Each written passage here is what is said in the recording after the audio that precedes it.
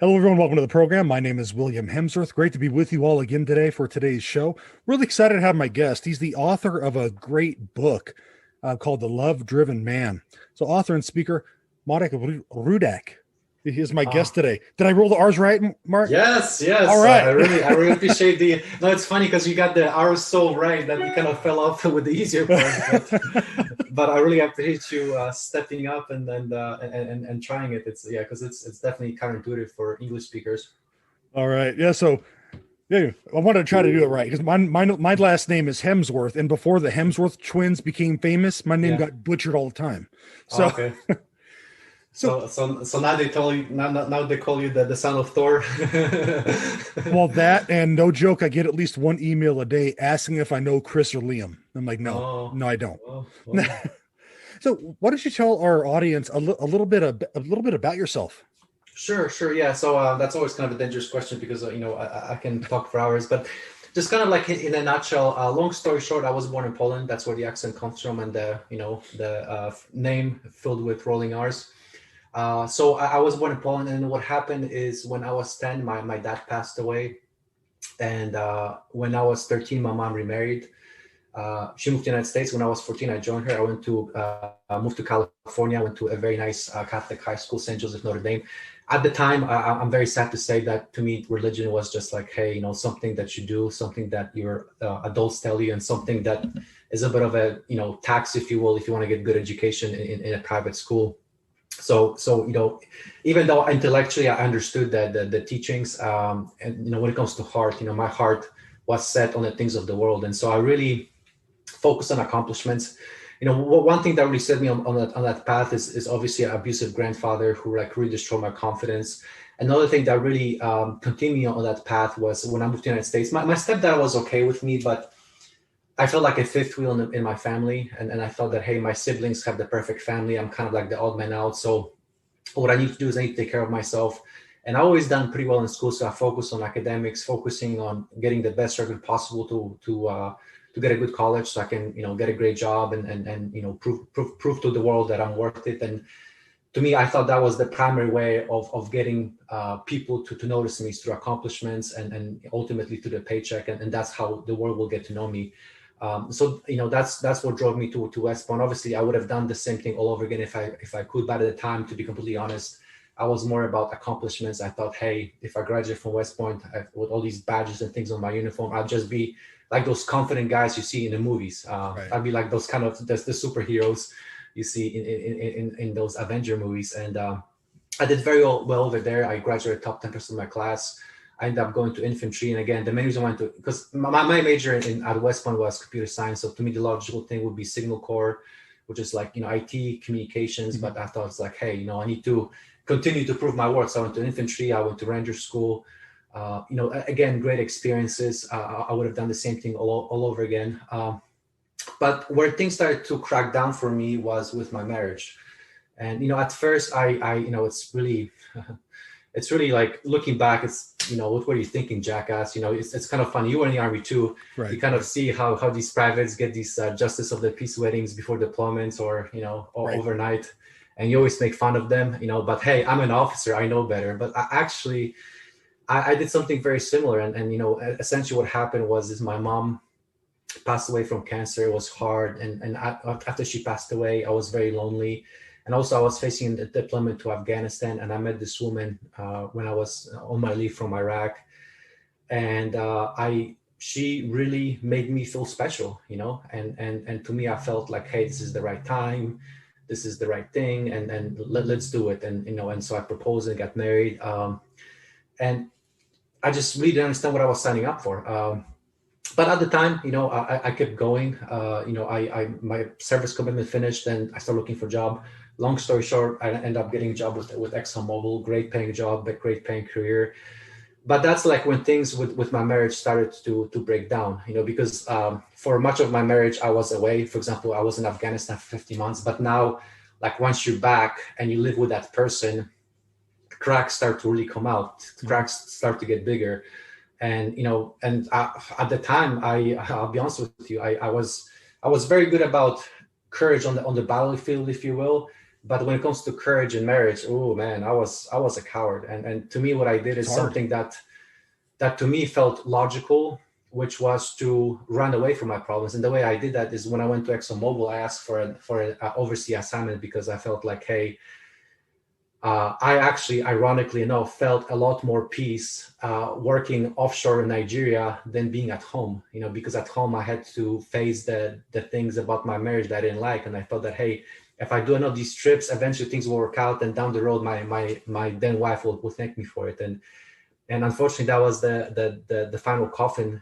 I mean, the final nail in the coffin, in a sense that that even grew us more apart. And the thing that really almost killed me and really destroyed my life as I knew it was the fact that my ex-wife cheated on me. Again, I knew we had issues, but I just did not expect it. And, it was super painful, but that's exactly what I needed to start my walk back to Christ. And, all these things that I knew from grammar school in Poland or Catholic high school, all of a sudden started making sense. And it definitely was an overnight conversion.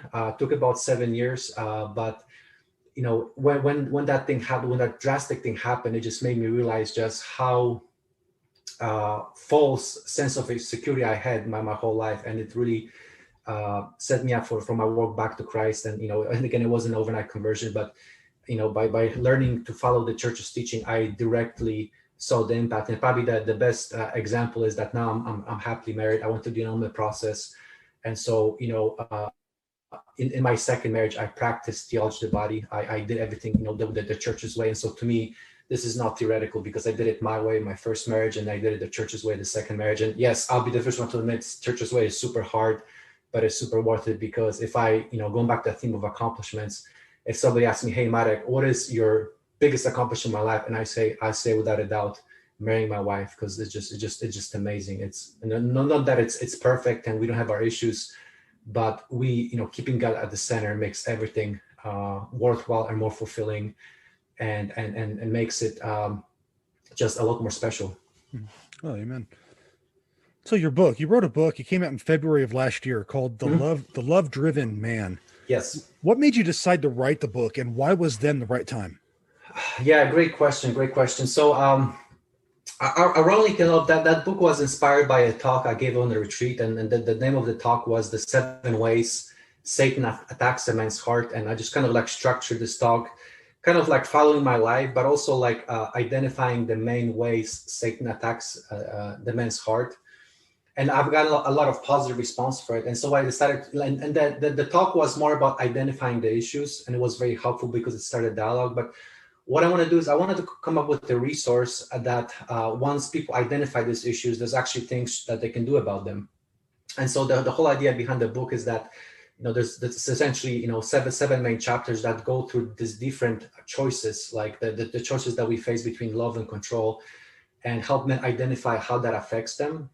And then each chapter has 2 ways a person can implement, simple things that help you overcome those issues, and over time help you to become less controlling and more loving. And really, the way that happens is by identifying the wounds, identifying how your choice to control the situation, although makes sense logically, but in the long term hurts your ability to love.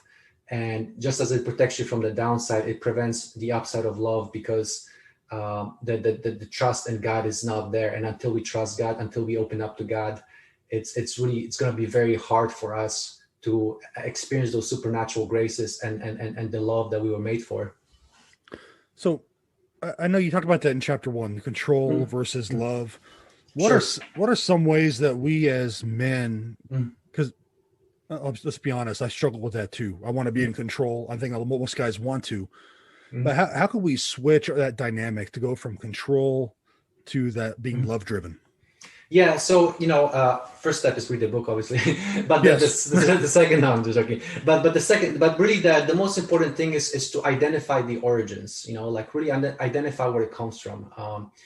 Because for example, in my case, I didn't really realize this till I was in my early 30s. But me realizing how my confidence was affected by my abusive grandfather was a huge step forward, because it's like you can't solve the problem until you know what the problem is. Because, the typical tendency for a guy is, we as guys, we're very solution oriented. We want to get after it, make things happen. But the problem is, typically we attack the symptoms, not the root cause. So for example, I'll give you a perfect example from after I divorced, when I was dating before I met my wife, is like, I kept getting into these relationships that were toxic. And at first, they felt awesome. They felt amazing. Said, praise the Lord Jesus, you finally answered my prayers. But then like 3 months into it, it's like the patterns start to emerge, And so initially what I would do is like, hey, what's wrong with this woman? This is not right. I'm making all these changes, but it's not working. And so I was blaming things outside of me. I was blaming the circumstances, not myself. And so like when I finally looked inside of me and figured out what the root cause is, the root cause being is that in my case, I was codependent. I was attracted to narcissists until I actually looked in, identified what the problem is. Then that finally gave me an idea of what I'm facing and come up with a plan that affects the root cause, affects the disease, not just the symptoms. Okay. Now, do you have any tips for someone who may be listening to help identify those causes? Yeah, sure. So the best thing is like I mentioned in my book, there's these 7 things to go through that will help you identify it. But if you don't get a chance to read the book, is to really identify where are your biggest hurts, if you will, and then try to find the root cause. So for example, like going that analogy of my relationships, at the time I was doing very well financially, and so to me, like my biggest hurt or disappointment in life, if you will, is the fact that I couldn't find my partner. And so so that was at the surface, like what the problem is, and that's what I was focusing on doing. And so kind of going back to the training I got in project management, I don't think really. I'll be curious to know if you remember that from the Army. I don't think I picked it up in the Army. I think it was actually when I did project management. They talk about asking the 5 whys, 5 whys, because it's very easy to just, stop at the, hey, these relationships suck, these women suck. And, that is my lot. And obviously God doesn't love me. It's very easy to say that. But if you ask those 5 whys, well, like why do these women, are such a disappointing experience? You kind of start peeling back the onion, and you realize that, hey, there are actually things that I'm responsible, that if I change, if I heal, all these toxic women will lose their appeal to me.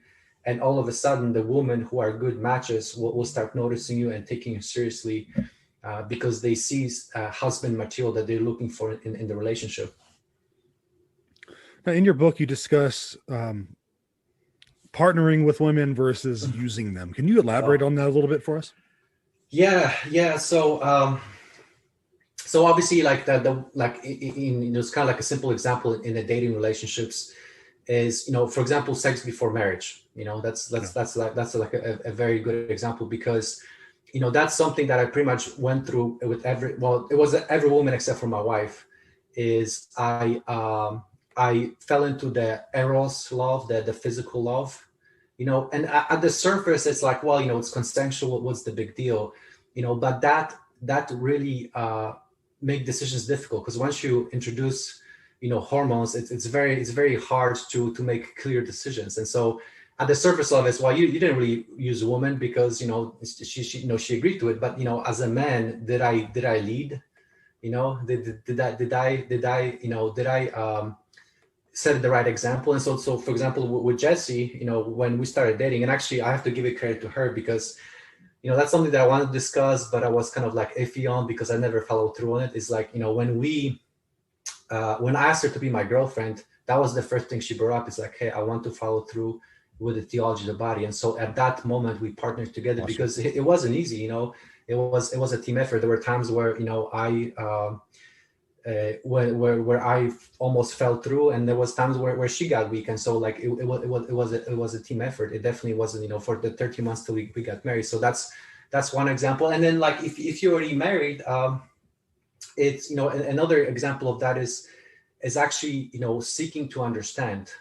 So obviously in every single relationship there's always conflict. No relationship is conflict free. But it's like what happens when that conflict happens. Do you just react to the conflict, or do you try to use the conflict as an opportunity to understand the person better? Now, I'll give you an example that I mentioned in the book. We had my wife is a huge animal lover. I grew up in Eastern Europe, so not that I'm an animal abuser, but to me, like, animals are like, they're there for a purpose. Like for example, my grandma had a dog because that was to guard the property. My uncle had a dog because he used that dog to hunt. And so we're not used to like putting costumes on dogs for pictures, and that's kind of like where my wife is. And so that was a big adjustment for me. And so, long story short, I remember this one moment where I was on a recliner and I was just like stowing it away, and like Jesse came up to me, so he's like, "Hey, be careful so you don't crash our cat."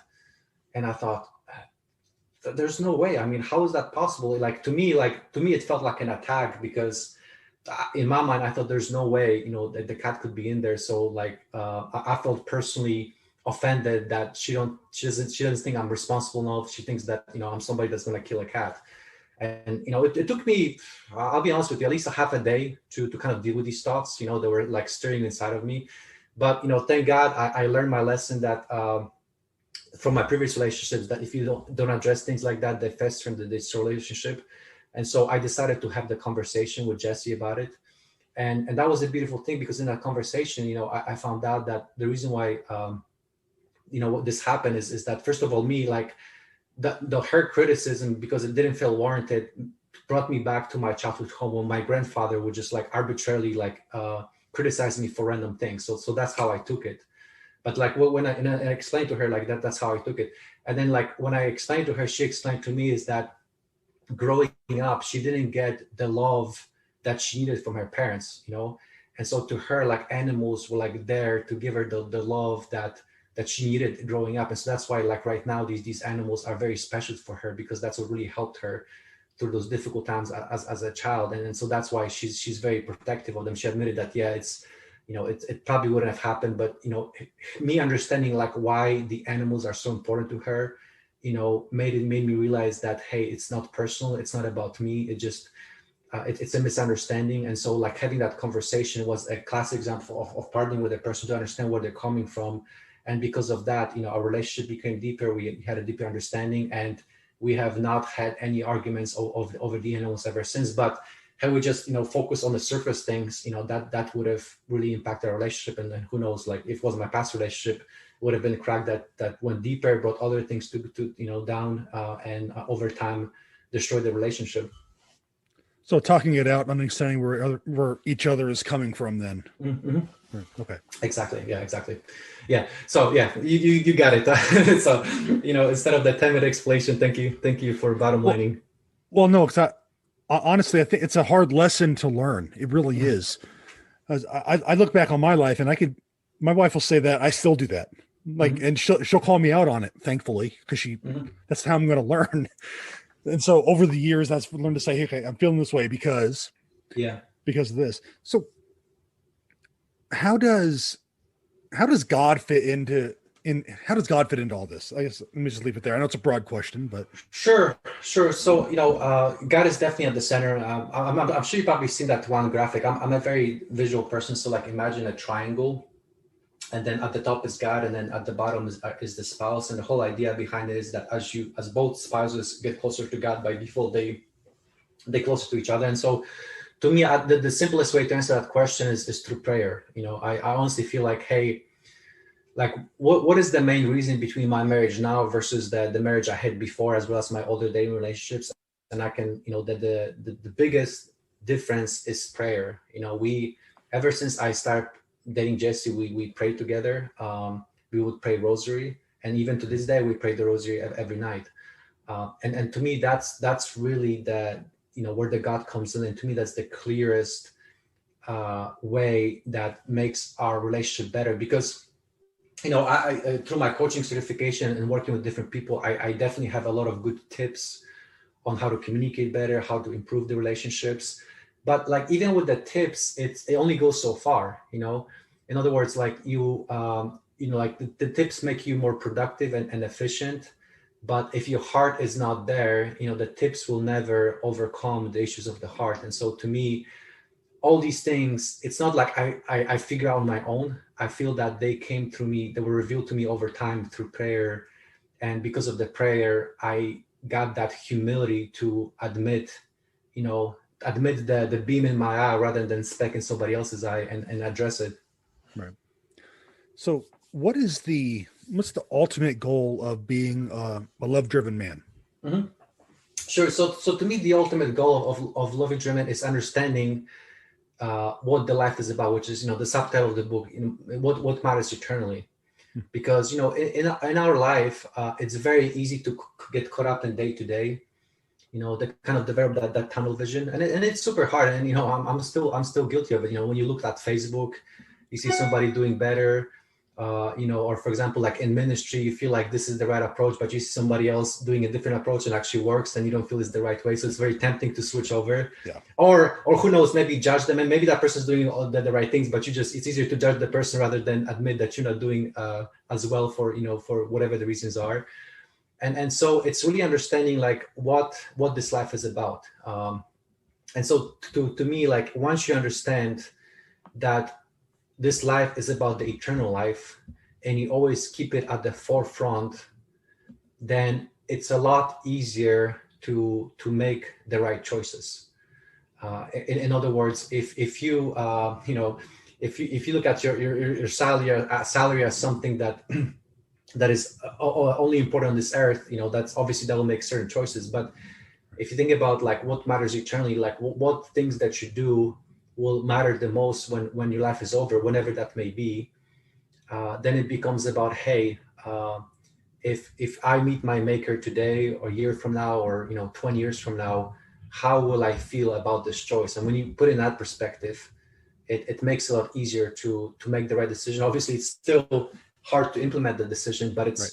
To me, it's kind of like a muscle. The more you use it, the easier it becomes. And never, if you look at these athletes, these Olympic athletes, none of them think it's easy, but because they've been doing it for so long and they're in that habit, it becomes easier. And to them, the journey becomes their reward. And that's kind of like another thing that's very, that's a big transition is moving not necessarily from the result, but the process. Are you happy with the process? Because if you're happy with the process, the results will come. And even if some of those results will not come in this life, they will definitely come in the life that follows. Okay. So what has been the response that you've received from the book? Any feedback? So here's the funny thing, like the book did very well when I released it. I released it right before COVID, and it got the #1 new release. Awesome. But then COVID happened, and I don't have the capacity to talk about the book outside of here, the Houston area, and so ever since I've been invited to some conferences, the virtual Catholic conferences, and obviously like podcasts such as yours. Tomorrow I'll be doing the Catholic Gentleman podcast, and so it's been a blessing. It's been a very humbling experience. And you learn. It's one of those things that you put your best foot forward, and to me the thing that makes this experience the most worthwhile is like how people perceive it, like because you write it one way and then the person perceives it the other way, and then so it's really great to see how it impacts people for the positive, but it's a good experience to help me figure out what those gaps are for the next book, and where the need is, because I don't want to just write a book to write a book. I want to write a book that addresses a gap that hasn't been addressed yet. Okay. So where can our listeners check out the book? Where can they get it? Oh, yes. Yeah. Okay. So you can check it out Amazon, Kindle, paperback, and also I have an Audible version too. It's kind of a cool story. Oh, cool. It's not me narrating it, thank God, but it's I actually found this veteran too, great voice. He's kind of got that Morgan Freeman voice. And so it's if you it's like me, like I'm more of a visual person, so I thought, especially for like a book that makes you think, people want to actually have a physical book, because there's like in a physical book there's a place to take notes. I thought that would be the primary means, but what I found is a good number of folks who prefer listening, and also there's a good number of folks who are quite busy, and so for them it's helpful to listen to it as they commute to work, Right. or they go for a walk, or they do some other task. And so it's also available on Audible as well. And that's also was something that, when I introduced it, was the number one release. So that was a huge blessing. Right. Now, correct me if I'm wrong. You do a coaching business as well, right? Mm-hmm. So where can our listeners get a hold of you if they're interested in maybe doing that with you? Yeah, sure. So please go to my website. It's basically my first name, last name.com. So just marekrudak.com. What I focus in my coaching, kind of like, and you can relate, William, is, in the ministry space, it's not easy to, how can I say, make a living out of it. So right. kind of like, going to my analogy of St. Paul, not that I'm comparing myself to St. Paul, but, St. Paul did tent making to support his life. And so like, kind of like my day job, if you will, is executive coaching. And so what I do is I help employees get their dream promotions, whether that's executives or starting employees. And so I really enjoy that. And so if you go to my website, that'll be the language that you'll see in there. Is career oriented. But having said that, if you need some help with relationships, or some help with your career or leadership skills, go right on there. You can book a quick 15-minute call. I'll definitely give you value. And if it makes sense, then I'll invite you to work with me, and make sure that the results that you get is what you want. But more importantly, it's aligned with God's will for your life, because that's what I've noticed is really makes the big difference. It's not only having the results, but making sure that they align with the God's purpose for you. Because when you combine those two, that's what really makes the most fulfilling of life, of results and relationships. Right. Okay, so again, the book is The Love Driven Man. I highly recommend it. Check it out on Amazon. It's a great read. You will learn a lot from it. And Marek, I thank you so much for your time today. I really appreciate you coming on. My pleasure. Thank you for invitation. And I want to applaud your rolling R's. They're fantastic. Oh, thank you. It's been a long time since I've used one. All right, God bless.